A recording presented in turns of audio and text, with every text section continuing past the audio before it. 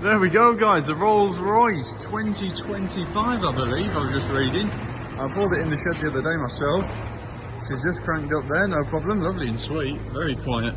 Rolls Royce 2025, chassis number, there you go, GTR 20, engine number M5U. You're going, you're off, see you later. I'll take a couple of photos of that, guys, and you can have a read through in a minute. But there you go, what a lovely old girl. There she is. Yeah, you're alright, loads of room. She's like an old barge ship, isn't she? Yeah, look at that. Oh, she sounds lovely. Little bit of finishing off to do, as you can see.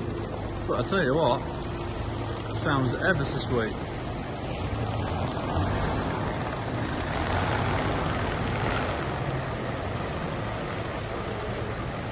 Lovely lights.